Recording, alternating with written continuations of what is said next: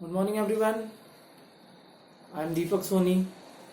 I am your chemistry teacher.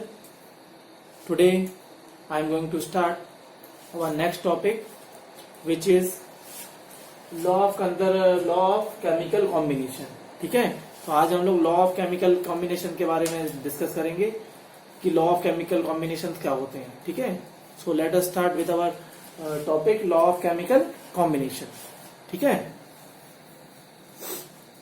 on the basis of estimation of result. ठीक है, estimation of result of various reaction we can know that the chemical reaction between two or more substance are governed by some law. means क्या होता है, जो chemical reactions होती है उसको हम लोग क्या करते हैं, टू और मोर सब्सटेंस जब क्या होते हैं एक दूसरे के साथ रिएक्ट करते हैं तो क्या होता है, कुछ बेसिक्स लॉ को फॉलो करते हैं. तो these are known as the law of chemical combination. Means दो डिफरेंट सब्सटेंस जब मिक्सअप होते हैं तो किसी सर्टेन लॉ के थ्रू ही वो दोनों क्या हो जाते हैं, कंबाइन होते हैं. तो इनको हम लोग क्या बोलते हैं, लॉ ऑफ केमिकल कॉम्बिनेशन. अब 4 और 5 laws are related to weight of the substance and 5th related to volume of the gas. Mean यहाँ पे जो हमने 5 लॉस लिखे हुए हैं इसमें first, second, third and fourth. Mean starting के जो 4 लॉ होते हैं वो किसके ऊपर बेस्ड होते हैं, based on related to weight of the substance. Mean mass of the weight या फिर वेट ऑफ द सब्सटेंस के ऊपर डिपेंड होते हैं. और जो 5th नंबर का लॉ है वो किससे रिलेटेड है, वो रिलेटेड टू गैसेस वॉल्यूम. ठीक है, गैसेस वॉल्यूम से रिलेटेड होता है. ठीक है, तो आज हम लोग स्टार्टिंग के 2 के बारे में डिस्कस करेंगे कि लॉ ऑफ केमिकल कॉम्बिनेशन क्या होता है और लॉ ऑफ कांस्टेंट प्रोपोर्शन और फिक्स और डेफिनेट प्रोपोर्शन क्या होता है, इसके बारे में डिस्कस करेंगे. ठीक है, so let us start with law of conservation of मास. ठीक है, लॉ ऑफ कंजर्वेशन ऑफ मास के बारे में देखते हैं कि क्या होते हैं. ठीक है, तो पहले हम लोग उससे पहले भी एक बार हम लोग और देख लेते हैं कि इनके नेम्स क्या होते हैं. तो फर्स्ट लॉ है law of conservation of mass, second is law of conservation, law of constant और फिक्स और डेफिनेट प्रोपोर्शन. मीन सेकंड जो लॉ है वो क्या है, लॉ ऑफ कांस्टेंट और फिक्स और डेफिनेट प्रोपोर्शन. और नंबर थर्ड है लॉ ऑफ मल्टीपल और सिंपल प्रोपोर्शन. नंबर फोर्थ है Gay Lussac law of gases volume and number 5th is Avogadro law. Means ठीक है, जो नंबर 4th लॉ है वो कौन का लॉ है, गैलुसैक लॉ है और for gases volume and number 5th is Avogadro law. ठीक है, तो ये सारे लॉ हम लोगों को केमिकल कॉम्बिनेशन में डिस्कस करने हैं. So let us start. Number first law is law of conservation of mass. Law of conservation of mass क्या होता है हम इसमें डिस्कस करते हैं. अब it is also the law of indestructibility of matter. Means law of conservation of mass को another name क्या होता है, इसको बोल देते हैं हम लोग law of indestructibility of matter. Means जो मैटर होती है वो डिस्ट्रक्ट नहीं होती है, डिवाइड नहीं कर सकते मैटर को, तो इसको हम लोग इनडिस्ट्रक्टिबिलिटी ऑफ मैटर लॉ भी बोलते हैं यहाँ पे. The first law is put forward by the Russian scientist. ठीक, जो रशियन साइंटिस्ट था उसने इसको डिस्कवर किया था इन द ईयर ऑफ 1756. ठीक है, इसका नाम क्या था, लोमोसोव. ठीक है, लोमोसोव ने 1756 में इसको डिराइव किया था, which was the later confirm by the scientist Lavoisier. ठीक है, बाद में एक साइंटिस्ट लेवोसियर था, उसने इसको फर्दर आगे एक्सप्लेन किया था.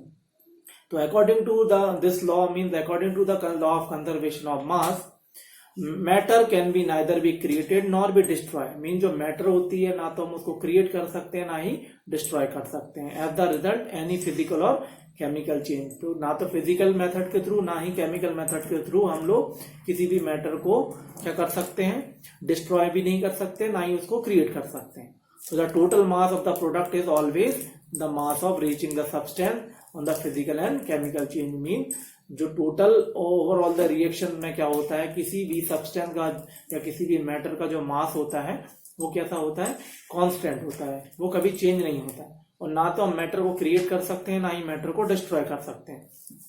This law can be prove by the following experiment.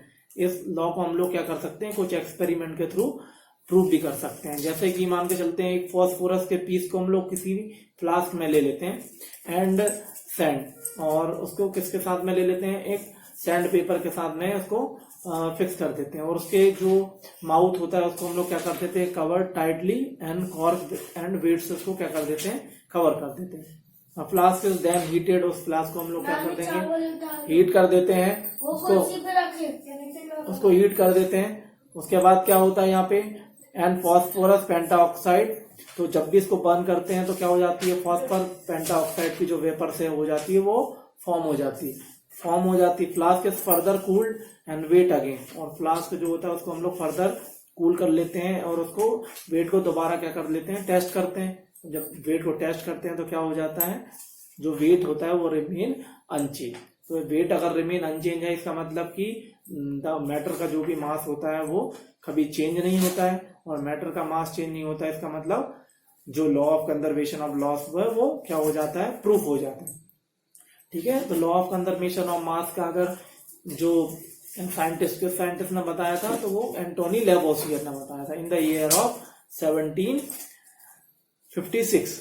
ठीक है, और इसका लॉ यही होता है कि मैटर को ना तो क्रिएट कर सकते हैं ना ही डिस्ट्रॉय कर सकते हैं। ठीक है, और law of conservation of mass का अनदर नेम क्या है, it is law is also known as indestructibility of matter, भी हम लोग उसको बोल देते हैं। ठीक है, उसके बाद जो हमारा नेक्स्ट लॉ है वो है हमारा लॉ ऑफ कांस्टेंट प्रोपोर्शन। ठीक है, तो law of conservation of mass को हम लोग और क्या बोल सकते हैं, जैसे कि इसका एग्जांपल अगर देखा जाए, जैसे कार्बन और ऑक्सीजन, इनको हम लोग क्या कर देते हैं, कंबाइन कर देते हैं, तो कार्बन डाइऑक्साइड का फॉर्मेशन हो जाता है। मान लेते हैं कि कार्बन डाइऑक्साइड की यहाँ पे क्वांटिटी है यहाँ पे 50 ग्राम, और ऑक्सीजन की क्वांटिटी है यहाँ पे 50 ग्राम।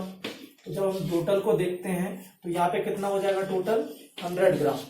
ठीक है, तो 100 ग्राम हो जाता है। तो यहाँ पे देख सकते हो तब स्टार्टिंग में भी क्या होता है, इन दोनों का अगर टोटल देखें तो वो कितना है, 100 ग्राम, और आफ्टर द रिएक्शन के बाद भी कितना है, 100 ग्राम है। तो इससे हम लोग समझ सकते हैं कि जो भी मास ऑफ द रिएक्टेंट होता है वो क्या हो जाता है, यहाँ पे रिएक्टेंट और प्रोडक्ट का जो मास होता है वो ऑलवेज सेम होता है, वो कभी चेंज नहीं होता। तो यहाँ पे हम लोग इस तरीके से law of conservation of mass को समझ सकते हैं। ठीक है, नेक्स्ट हमारा लॉ है सेकंड लॉ, उसको क्या बोलेंगे, law of constant proportion. Law of constant proportion और fix proportion. Law of constant और फिक्स और डेफिनेट प्रोपोर्शन। डेफिनेट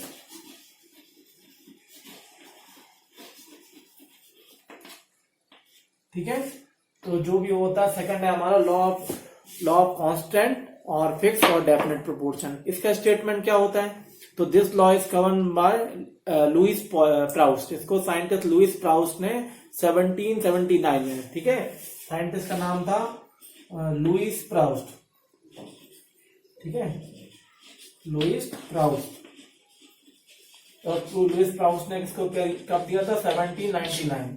ठीक है, तो 1799 में लुइस प्राउस्ट ने इसको क्या कर दिया, इसको ऑब्जर्व किया। ठीक है, he observe that the chemical compound is always found of same compound in respect to its source. Means जो केमिकल कंपाउंड होते हैं वो ऑलवेज फाउंड होते हैं सेम कंपोजिशन से, मीन जो भी कंपाउंड होते हैं वो सेम कंपोजिशन से फॉर्म होते हैं। तो अगर according to this law a chemical compound obtain from any source और prepare by any method, means कोई भी केमिकल कंपाउंड को हम लोग क्या कर सकते हैं, ऑब्टेन कर सकते हैं, और एनी सोर्स और प्रिपेयर बाय एनी मेथड से उसको क्या कर सकते हैं, प्रिपेयर कर सकते हैं। The same chemical composition of its constituent by the weight, और उसके जो अगर वेट को हम लोग कंपैरिजन करेंगे तो वो भी क्या होते हैं, और उसके वेट को भी चेक करेंगे तो वो भी क्या होते हैं, उसमें कॉन्स्टिट्यूएंट ऑफ द वेट के अकॉर्डिंग उसको हम लोग क्या कर सकते हैं, मेजर कर सकते हैं। ठीक है, तो इसका स्टेटमेंट यही रहेगा कि chemical compound obtain bye from any source और प्रिपेयर बाय एनी मेथड, किसी भी मेथड से प्रिपेयर कर सकते हैं। एग्जाम्पल जैसे वाटर में भी obtain from following sources, water को हम लोग कहीं से भी उसको क्या कर सकते हैं, सोर्स से ऑब्टेन कर सकते हैं, रिवर, वेल, सी, रेनफॉल। ठीक है, तो ये नेचुरल रिसोर्सेज होते हैं।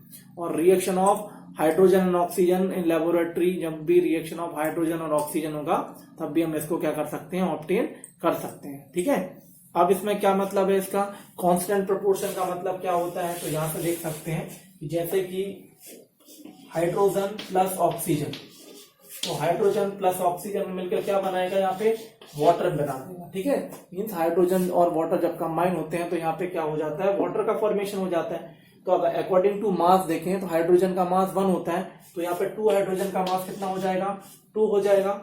और 1 ऑक्सीजन का मास होता है यहाँ पे, 1 ऑक्सीजन का मास यहाँ पे कितना होता है, यहाँ पे 16, तो 2 ऑक्सीजन का मास हो जाएगा यहाँ पे 32। और यहाँ पे देखेंगे तो इसको अगर डिवाइड कर लेंगे तो ये कितना हो जाएगा, 1:16। तो 1:16 में अगर कोई भी यहाँ पे प्रेजेंस होता है तो ये हमारा क्या हो जाएगा, इसको हम लोग बोल देंगे कांस्टेंट प्रोपोर्शन। ठीक है, और यहाँ पे क्या है, अगर 1:16 है मीन्स यहाँ पे भी कितना है, ये 1:16। ठीक है, और 1:16 है तो यहाँ पे भी कितना आना चाहिए, 1:16 आना चाहिए। ठीक है, तो ये भी अगर 1:16 में प्रेजेंस है तो इसका मतलब ये क्या है, यहाँ पे ये है हमारे लॉ ऑफ कांस्टेंट प्रोपोर्शन को फुलफिल करता है। ठीक है, तो यहाँ पे ये हमने अनबैलेंस रिएक्शन के लिए लिया था, तो यहाँ पे किसको कर देंगे 1/2। ठीक है, तो 1/2 के केस में यहाँ पे 16 आएगा, ध्यान रखना है ना। तो ये यहाँ पे कितना आ जाएगा, 16 आ जाएगा, और 16 आएगा तो यहाँ पे कितना आ जाएगा, 1:8। और यहाँ पे भी कितना आ जाएगा, 1:8 आ जाएगा। ठीक है, so that is sufficient for law of constant proportion or fixed proportion, and we will meet in our next class with some different laws in the law of chemical combination. So thank you so much.